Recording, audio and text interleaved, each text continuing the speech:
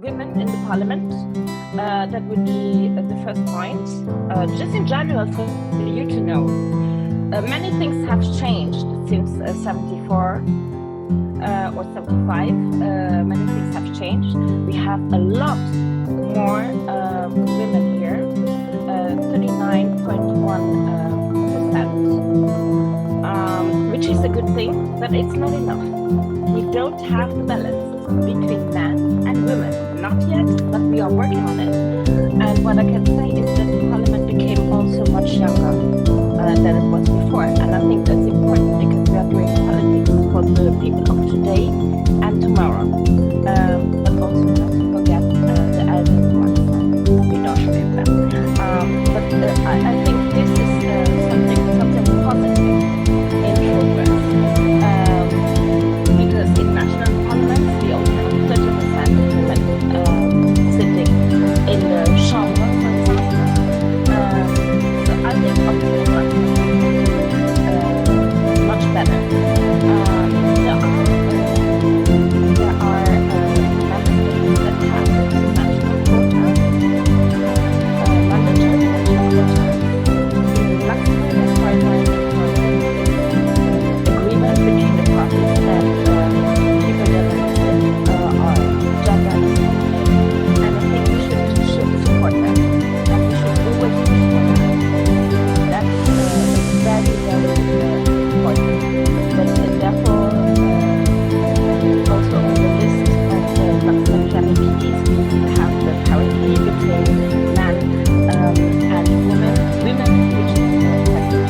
Also, you might have heard that we have president, Roberta Metsola. We have 8 female vice presidents out of 14, and questions are those representing the members of the European Parliament and fighting for their rights. So I think there's a lot going on in Europe. There has also to be a lot going on in Luxembourg, so we should push that forward. One thing that is close to my heart, I'm one of the vice chairs of the Anti-Racism and Diversity Intergroup. So last week we had a meeting here talking about racism, but also how to fight racism and to promote diversity. I think this positive aspect is really important to promote diversity. And as you know, Luxembourg is a very multicultural country. We have 49% of people that are non-Luxembourgish, and they're the descendants, like me, are not counted in. So it's a multicultural, beautiful country with social freedom still, but we have to preserve it. And I think we have really all to stick together throughout Europe and beyond the borders of the European Union. We have to stick together and fight for this diversity, which is great. The exchange is great. So one thing in the parliament, unfortunately, we should have 10% of people of a different ethnicity, but we only have 4%. So the European Parliament is not yet, and I say not yet, representing 100% the society of the European Union. We have to change that, and I say that the political parties in our countries, also in Luxembourg, they have to make sure that the lists of their candidates during the political elections represent also the society. So people from a different religion, people from a different ethnicity, but also immigrant children that are born in Luxembourg, that are Luxembourgish, but of course they have another background. I think that's quite important. That was what I wanted to say on that. Maybe you also have questions, because also in my case, for example, to be honest, it was quite difficult. Although I was a public person, people did not recognize that I have a diploma, that I have a master's degree, that I'm eligible to be elected, although every one of us and of you are eligible to be elected. So they put that into question, whereas for others, they did not. So even if you're a public person, it's not so easy. But of course, I fought and I got elected in the end. So what I'm doing is fighting for more diversity, fighting against racism, also with Mrs. Mua, the representative, the responsible for anti-racism, and also, just for you to know, with other colleagues, also from other political parties.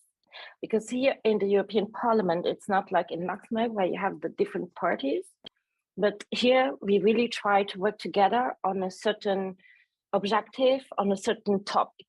And that's what we are doing with Germans, with French, with Spanish. And this is really great, and I love it. That's why I love what I'm doing. So also in the Luxembourgish chamber, there are a certain percentage of women, but what I'm missing is the representation of our multicultural society. Means, of course, Portuguese descendants, which is the biggest community in Luxembourg of immigrants. And of course, more women, because we only have 35. I want more.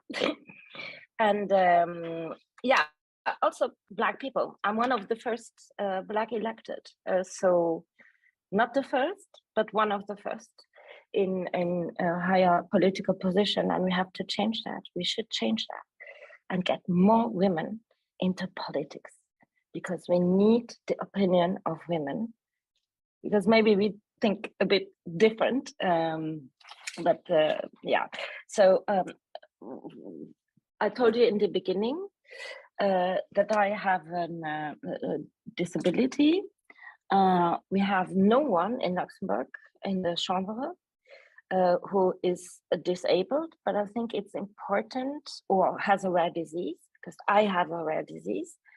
I think it's important that they are also represented, because if you meet someone who is disabled, and I say each disability is different, you see the life in a different perspective. We see obstacles where usually you don't have any.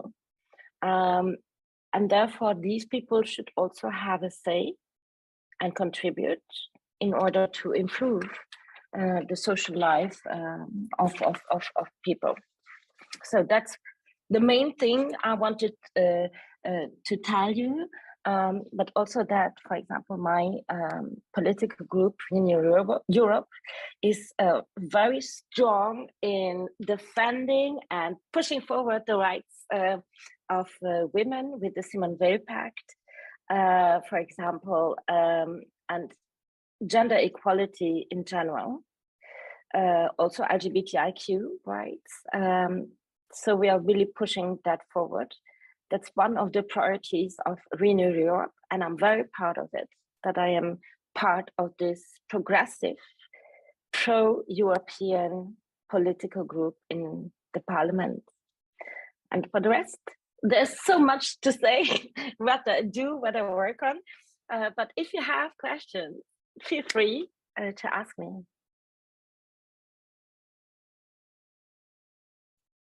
Right. Thank you so much for that. I think you've given us a good beginning to the presentation.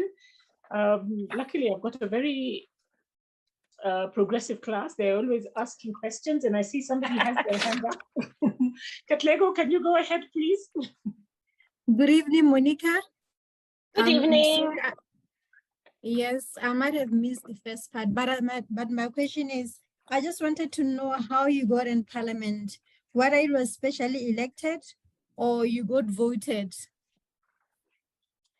Okay, so it was the case. I finished my studies, and since I was a child, I knew a lot of politicians, but I was not politically really involved. Let's be honest. But then, of course, when the political parties make their lists, they see there are these people we could ask for, and I decided to say yes. Back then to the Democratic Party because I wanted to do more. So that's how I was running in 2018 for the Nationals. It did not work out. But then in 2019, I knew how it works, how you have to approach people, because it was different than when I was on TV. You had some topics you really had to learn the details in order to have arguments. And I did that. I did the campaign. I enjoyed the campaign. I enjoyed talking to people, or just meeting them or listening to them. That's also one thing, listening what people say. And then in the end, I was the second highest elected in my party. And then I came to Brussels. I was amazed by the building first. Secondly, I did not know where to go. And then thirdly, just to learn how we make politics here, because it's different than if you study politics. And if you are here, it's different. It's more technical, but there's also a lot of a social component. You have to talk to people, understand how they think, or they might think, or vote, and try just to explain to them, to support you. But at the same time, it's so international, and I love it. Oh, fantastic! Now we've got quite a few hands up, so we I have the time. I took my time. I took my time. Oh, fantastic! You know, I actually have a quick question as well. You mentioned that there was 10%. There's a regulation that states you have to have 10% different ethnicity, yet you only have 4%. And my question to you then was, is it because the different ethnic groups are not presenting people to take up these positions of leadership? There's not enough of them, or what is it that's holding you back from having the full 10% representation? I would say, okay, each member state is different. You cannot say that in each member state you have to have so many people from a different ethnicity. That you cannot say. But just taking Luxembourg, how many Blacks have been there on the list? Although, okay, we say Blacks because of the skin color, but there are many different communities. But for example, the Cape community is quite big. What I think is the reason is that people are less involved into politics because that has like a tradition, let's say, not to speak out, to tame down, to be humble and grateful, like in the bad times a few decades ago. Secondly, also not the motivation of some parties to put forward, for example, I just say Black, it can be Arabic, it can be Chinese, everything, Asian candidates, because they think they will lose voters. Okay. So there's, for me, a little resistance. In my case, it was easy. I'm Black, I'm known. 2 generations have grown up with my music, with my TV presentation. But for someone else, it's much harder. And that's why I went into politics, and I give everything in these 5 years of my mandate.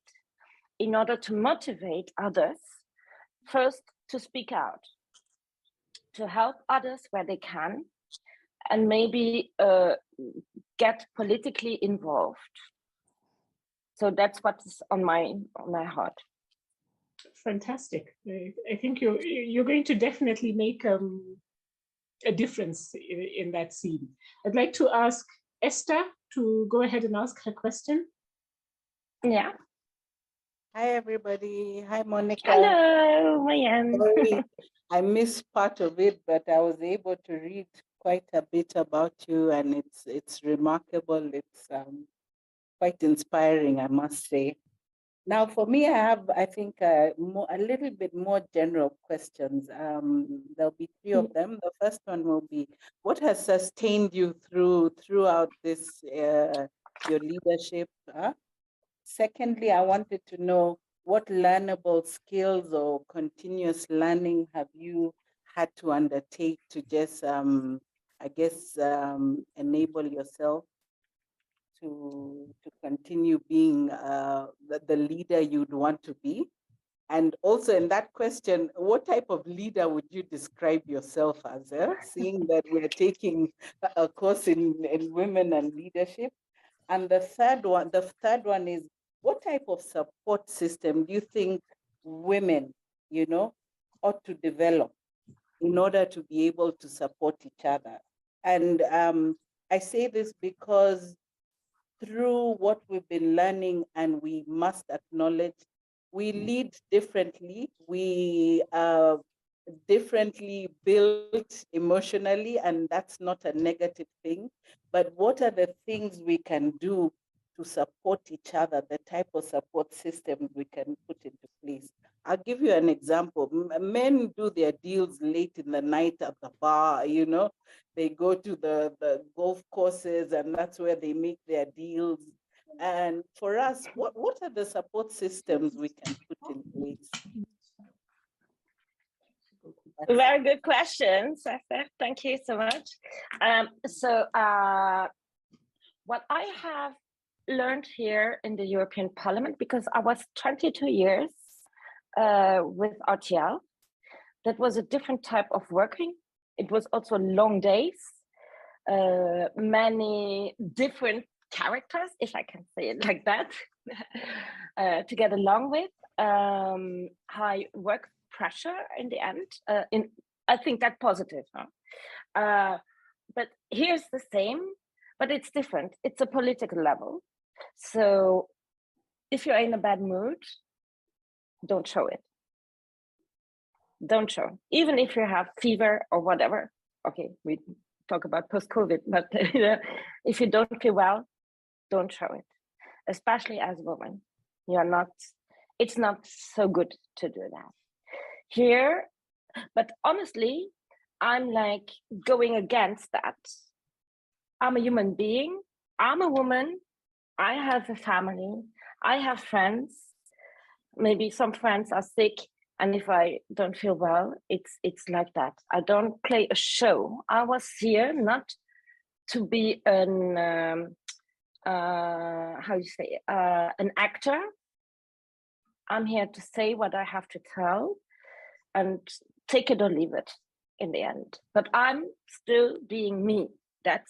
And I learned that it's better you stay yourself here in the European Parliament and in this Brussels bubble, because we call it Brussels bubble, because with all the institutions, the EU Commission, the Council, and the European Parliament, all lobbyists and so on, it's like a big bubble. But I want to stay close to the voters and to the people I grew up with, very simple people. What type of leader I want to be? I want to be honest. I say what I want to say, and as I said before, take it or leave it.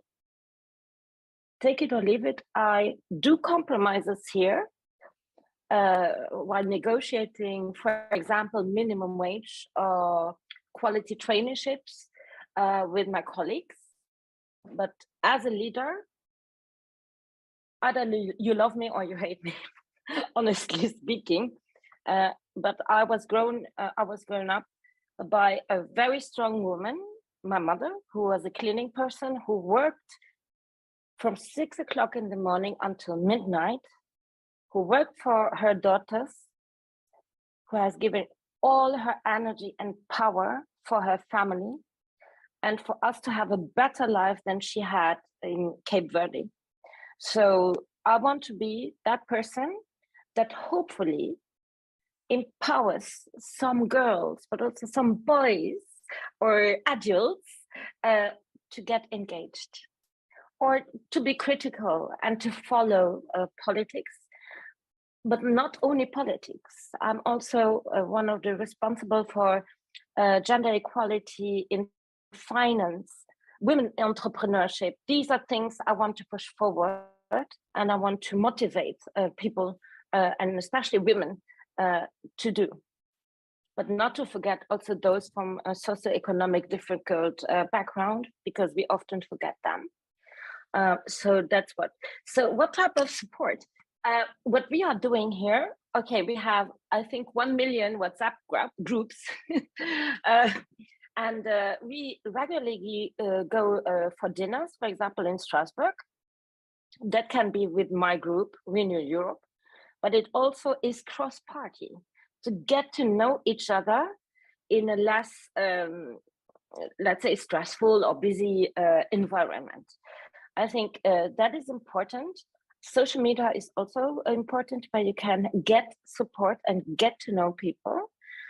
So that's the way I do. And generally, if I'm on an event in Luxembourg, for example, just to talk to people and to get to know them. And then to say, or for example, like last week, the Anti-Racism Week, there were so many, also 2 ladies from Luxembourg, just to exchange. What is your story? What do you do? What is my story? How did I get there? As you asked, as it was asked just before, and then you can learn from each other. And these might be humble tips, but they can be very helpful in the long run. So the exchange, and not to think that someone is better than the other one, and if you know what I mean, we have to work together, because otherwise we as women, and especially women of a different ethnicity than Luxembourgish, we have to work together and not against, always together, because then we have a strong voice. Lovely. I think you've inspired many of our students as well. I'll ask Alexandra to speak next. You can unmute yourself. Go ahead. Yeah, thanks. I'll be short as always. So Monica, my question to you is, how do you see this gender gap situation changing within the past few years? And what are your predictions for this year or years ahead? Do you see improvements? And, just, give us the overview of the actual, the improvements that you expect to see. Thank you. Yes, thank you for that short questions. You could work, you could be an MEP in the parliament. You were beyond 1 minute. That's really good. No, we take many actions to fight the gender pay gap. We also have, of course, to see what the Commission and the Council are deciding. We are not the only ones who decide, unfortunately, although we are the only ones directly elected by the citizens of the EU, but we are very active in it. I see improvement. Let's say that in Luxembourg, I think it's 5%, but the gender pay gap throughout Europe is among 15%. It has decreased, but still 15% for doing the same job just because you're a woman. No. So we really have still to work on that. We make from resolutions to reports, everything that is possible. And I see we still have one generation of women that are now in pension. Do you say that? Pension? Retired, sorry, that are now retired, that really suffer. But we, I think our generation has got the possibility. You are at a business university. You had the opportunity to choose. You were not forced to found a family immediately. It is your choice if you want to, but it's also your choice, and especially for the women, to have a career, to go and work, and have the possibilities to have the congé parental.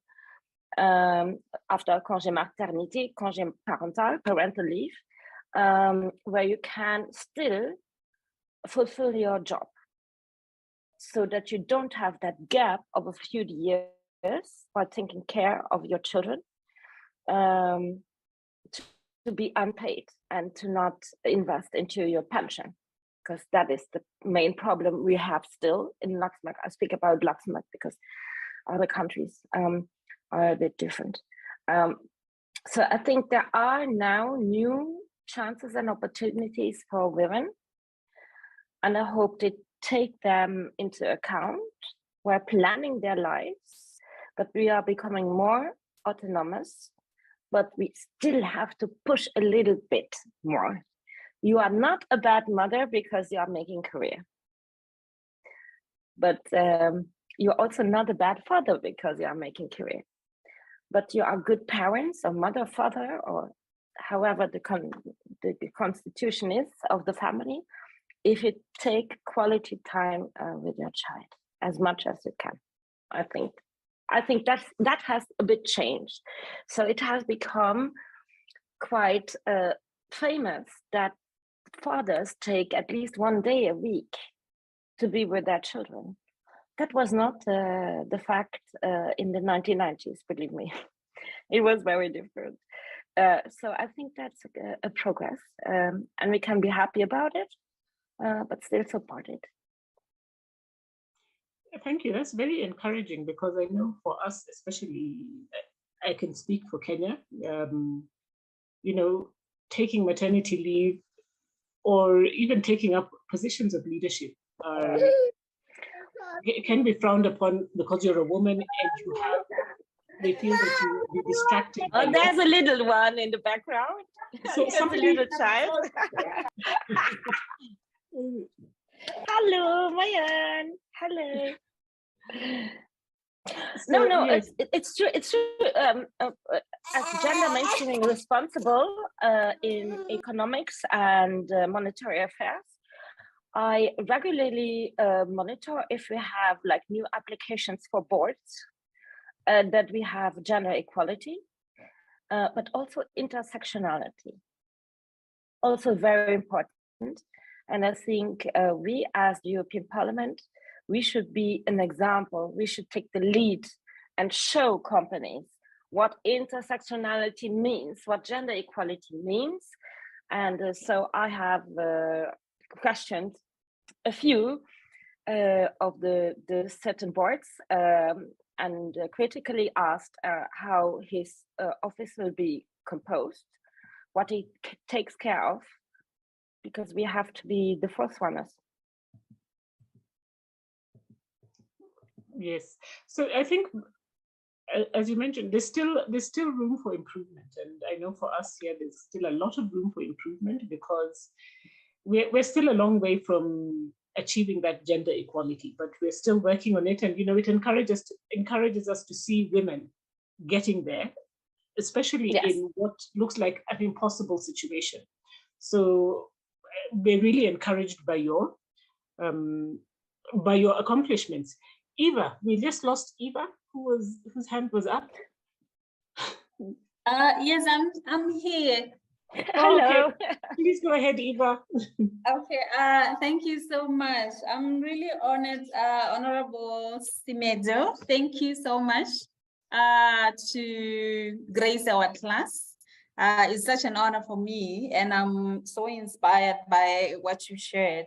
I am Eva from Botswana, a 2 million worth of population down Southern Africa.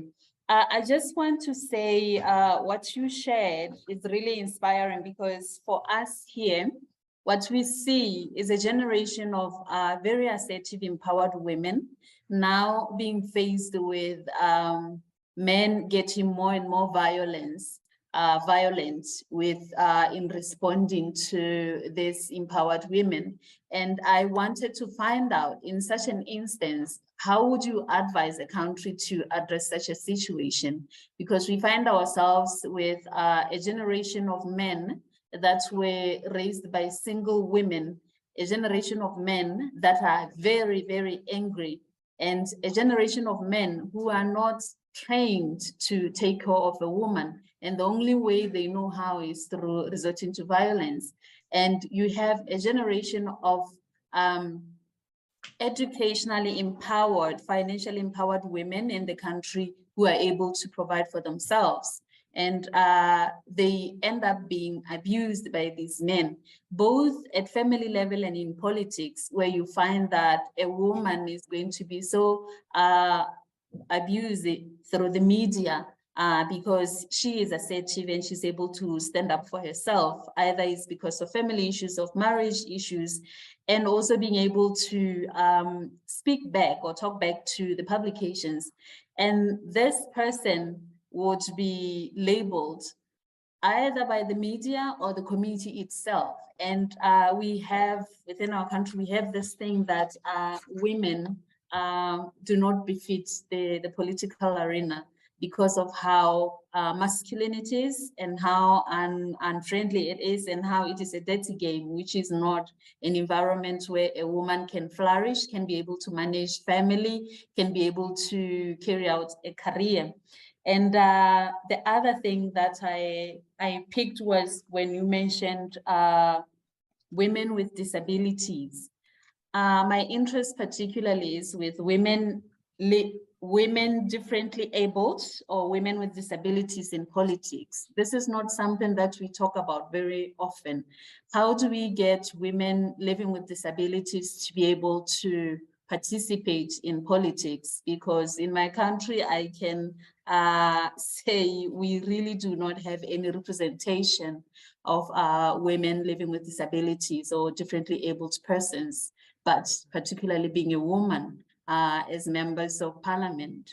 Thank you very much. Yeah, thank you so much for your interesting question. If I had some kind of magic stick, I would tell that generation of men that are going against emancipated women, I would just do like this, and then it would be good. It's different. It's difficult. Sorry, it's very difficult. It will take ages. I don't know why, as you stated, these men were raised by single mothers. Why they are now going against women? Because in fact, they should have the respect before their mother that she alone managed to raise them. Also their view then on women that make their own career. You don't have to be like high on board, but just make your career. And as you said, they are autonomous, the women, which is really the good development or evolution we have now. That in countries like Botswana, it's happening. But I don't understand why they think like that. But one thing we can do is to protect these women, to make them aware of their rights, aware how they can protect themselves physically, the children, but secondly, also how to protect their career and everything they build up in life. So there's also a legal framework that has to be installed, social rights as well. So there are many things. So in order, instead of combating these men, strengthening the women or their partners for their rights. I think that's very important. But of course, I don't say not combating these men, but justice is also an important topic. And then thank you for the question on women with disabilities. It's like still a taboo. People don't want to talk about it. What I see is people don't even see if someone is disabled. They don't know what they say. That it's like if someone is talking to you because you are Black and he says something, but it hurts you, in fact. But that person is not racist, but they can say things. For example, I was at the supermarket and I wanted to buy a sandwich, but I could not detect what is in that sandwich. And I asked, and then she said, "Are you blind?" And I said, "Yes, I am, 75%. Is that now salami or is that ham?" Yeah. So, but you have to be strong if you are disabled, especially if you are a woman and if you are young, because people think that people with disabilities are people in the wheelchair. But first of all, there are different reasons why you are in the wheelchair. It can be your legs, but it can be your whole body. It can be your brain. I'm wearing glasses. I know that's a bit difficult for people to understand, but I have a rare disease and I don't see well, but I need my glasses. But bigger glasses don't help. There are others here, they are more blind than me. Others that are born with short arms. I just had a meeting with Felix, one trainee who is in the wheelchair since he was a child, but he's enjoying life. He's enjoying life. He sees the obstacles. He tries to circumvent them. He tries to help people to understand where the obstacles are when you are disabled, and is very motivated to be here in the parliament and contribute. So there are possibilities. And if I can give you one message is, if you know people or see people with disabilities or people that are death-orientated or so because of their age, for example, try to help them. For me, I want to take the bus at the Lux Expo, but I don't see the number of the bus. So I really have to ask people, if my special assistant is not with me, I have to ask people, is this the bus to Grevenmacher? So these little things, I go home and I'm just grateful for what that person did. So please do that, and always keep an eye on your environment, what is happening in your neighborhood, and try to support. Do your best. You are all intelligent people. You are strong. And sometimes people need also your strength. And it can be a little geste in French, sorry, because I don't know the English word. It can be a little geste, just to say hello sometimes. Thank you for that, Monica. And I think you've made a great point there in terms of being a little kinder in society, especially to people. And I try to stay away from the word disability because for me, they're just differently abled. There's maybe something that, you can do better than me. Just because I can see better than you doesn't make, you a lesser person, So I try to stay away from the word disability just because somebody is differently abled. And I think it's a very important point that you've made, that we need to be kinder as a society to people who are differently abled, and we must embrace them as part of us. Even going further, because I think we need to expose also our children to people who are differently able, so that they know that this is part of life. It's not something that they need to be gawking at and seeing as different. People are differently able. Others are more visible than others, but doesn't make them less human or different from the rest of us who can see better or who can walk better, or, you know, it's something I think we need to make sure that we are aware of and take in the environment and make us all aware of what is going on around us. So I really like that you have brought that up.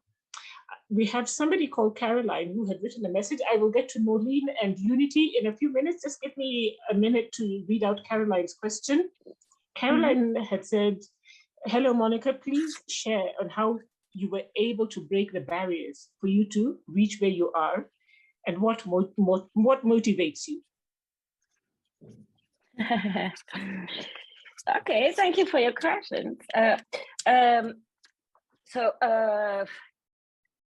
What barriers?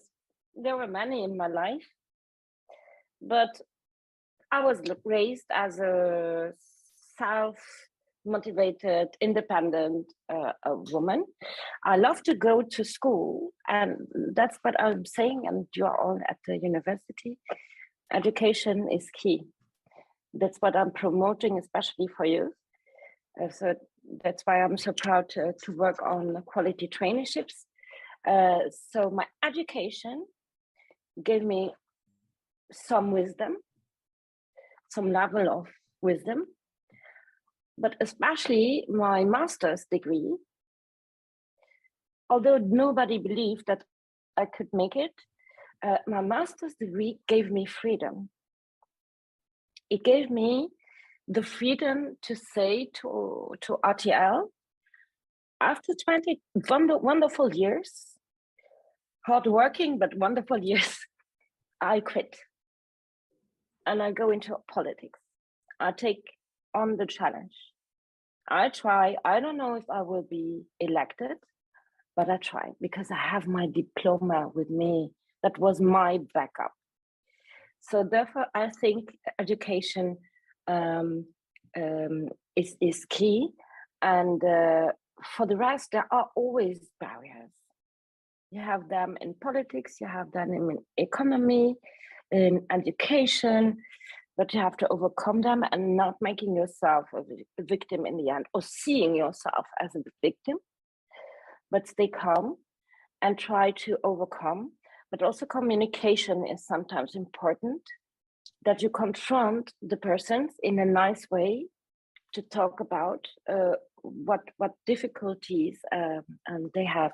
Now, I just have not noted the second question, but these are the main things where I landed now, and I don't know what will happen in 5 years. I don't know, but I have some security. Yes. The second part was what motivates you. The people. The people.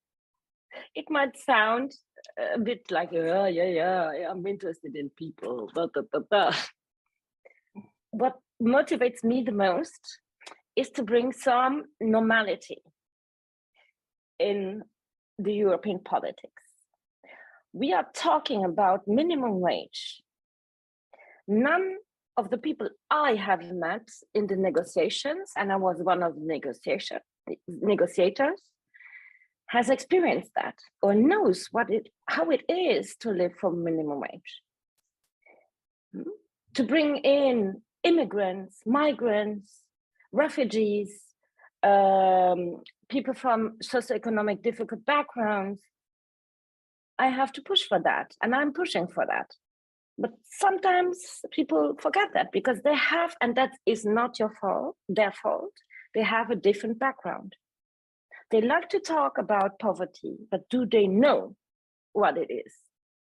When the fridge, after 2 weeks, is empty, do they know? So, and what, either you pay electricity or you pay food. What do you do as a single mother or father? So I want to bring a bit of normal life of people that are struggling each day, of people that are also not, how to say, people that are not forgetting themselves. As you are at the university, and I remember my time, yeah, you also have to struggle, but you are fighting for what you want in your life, to have a good life afterwards, to have that security, which I more or less reached with my master's thesis.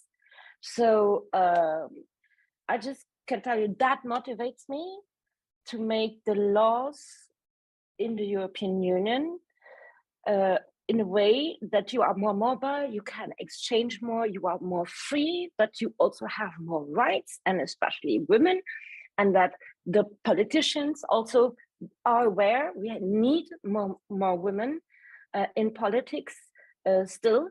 As the professor said, that's my motivation,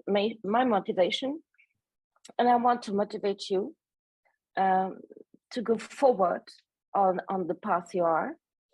Hope to see some, and especially some women also in entrepreneurship, finance, but even in education. Yeah, that would be great. Or healthcare, or IT. I don't know if I'm interested in that, but that would be great to see you there and meet you soon. Thank you. Thank you. That's very inspiring. I hope you're motivated by that. I'd like Nolene to ask her question. Thank you so much, Prof. I've been following from the beginning and I'm motivated. I wanted to ask the same question that you've answered. I'm glad somebody has raised it and you've answered it well. Thank you so much, Honorable. I'm very happy and I'm praying for you. You have that innocence and you're motivated in what you're doing. I'm praying that you keep it up, and I'm praying that you are not changed. My concern though is about politics. I think maybe I'm not so much exposed, but so far everyone goes into politics with the mind of changing the systems, you know, the way things are done and all this and all that. But when they get to the parliament, they get that things are very different. The dynamics in politics is very different. And so at the end of the day, after 1 or 2 years, the innocent person that you voted in starts changing. And after 5 years, you don't want to see that person. What are you doing about this? Is it a challenge with you, or it's just in Kenya, or is it just an African thing? If it is a global thing, what are you doing as an individual to keep your focus on what you want to do? Thank you. Mm-hmm. Thank you for that beautiful question. Okay, to change the system, as a youngster, you always try to change the system somehow. I did not come here to change the system, but I detected some difficulties we have here. For example, let's say discrimination, not equal chances, and so on and so forth. Minority representation. I want to change that, but I'm not. I'm blind, but not so blind. I know it's not me who will change the world. I need allies, but we are working on it. So changing the system as such, there should be many changes here, I can tell you. If you ever had to do with the European Parliament administration, then you know we really need to change the system. But I promised myself, and I said to myself, if I'm elected and I go to the European Parliament, where I was in 1992, I think, 1993, with my class, and I came here 30 years later, not to change, not to become, to play a role first, and not to think that I'm a better person than others, because I'm elected for 5 years. And after that, I don't know. I hope I will be re-elected, but what if not? And you know what always makes me sure is to have my daily conversation with my mother. My mother, sometimes she doesn't even want to hear what is happening here because she's annoyed what is happening here. But sometimes she's also like, okay, Monica, take a bit deep breath. Think about maybe this is a solution, maybe this is a solution. So I think to have a few good friends, but especially to have a family is very important. I just see women in leadership. Do you think there should be more women leaders in political? Yes. So we have to go. We're just running a poll for everybody. This is a question for everybody to answer. So I wanted you to carry on as we answer the question. Just letting everybody know that the poll is up. But this is Monica, very important to me. Ahead. And Sorry I also, yes, I also have to leave because I now will have the first shadow meeting on quality traineeships. Shadow meeting means that I meet the other people from the European People's Party, the Social Democrats, the Left, the Greens. Now I forgot. Okay, the right wing, but okay, they are part of the system, unfortunately, and the ECR. So and we are having our first meeting. So I have to prepare a bit. Because it will be a 2-hour meeting, and yes, just for you to know. But I really want to motivate you. Let's keep in touch, okay? Follow me on LinkedIn, always good. If you want to do a traineeship, apply. No, but you have a stance, and I think you are doing important things. And also this working group, I think is very important. So thank also to your professor for enabling you to exchange on women in politics and leaders. And I hope to see one of you to be a positive leader in the future, no matter in what sector. Yeah. Thank you so much, Monica. I think we had one more question, but it's okay if you need to leave. We have really enjoyed this session. Okay, Unity, what is the question? If I have 2 minutes, not more. Okay, Unity went away, so I just want to ask this question. Somebody had asked. She was wondering if at times you also have challenges with having to deal with the imposter syndrome. Do you feel that you're not always? Do you sometimes feel that you're not always achieving as much as you know that you're doing a great job? And Unity, unmute yourself really quickly so that we can hear. Go ahead, Unity.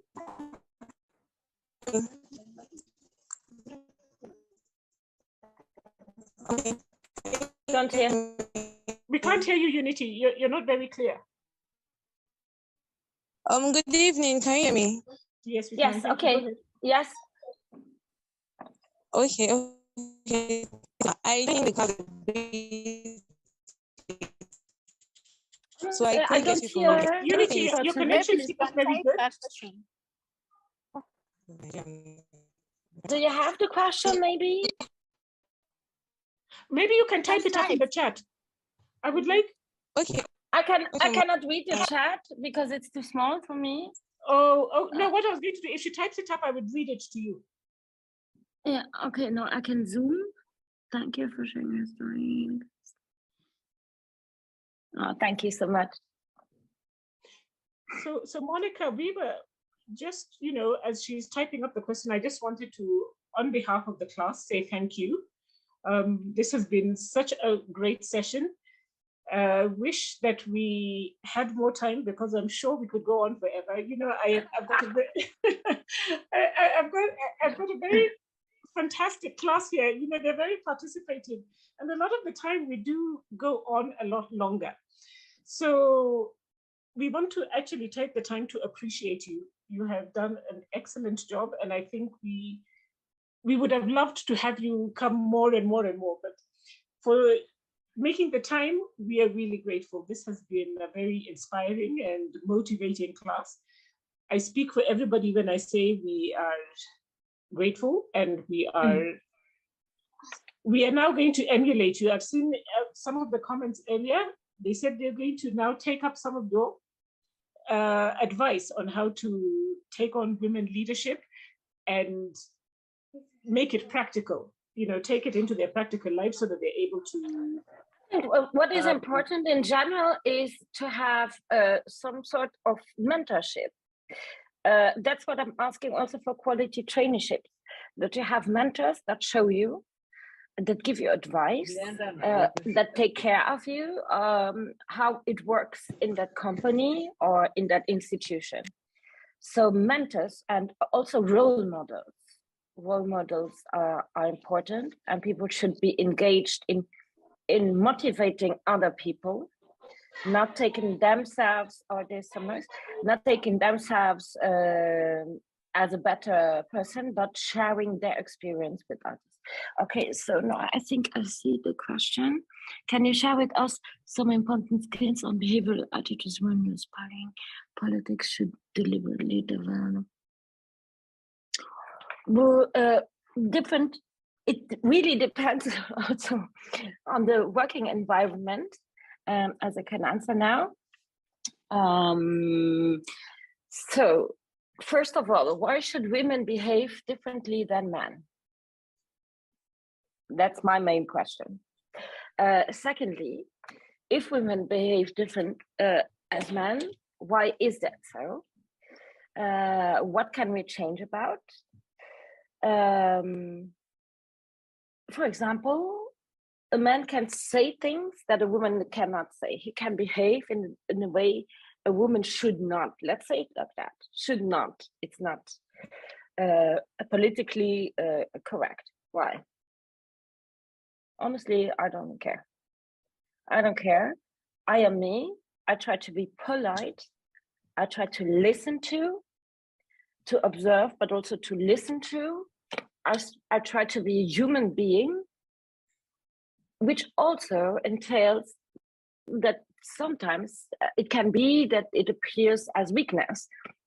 But as initially was said from one of the students, even that, to show emotions, is a strength. Stay to your emotions, stay to yourself, stay to you as a human being.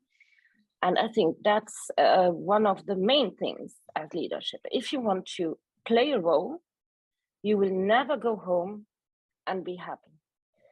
That's my conviction. You will never be yourself. You're playing a role, which is really tough to do for several years. You can do it one day if you, as we say, stand up with the left leg, foot, but you cannot endure playing a game. That's not possible. So as a wrap-up, be positive, yes.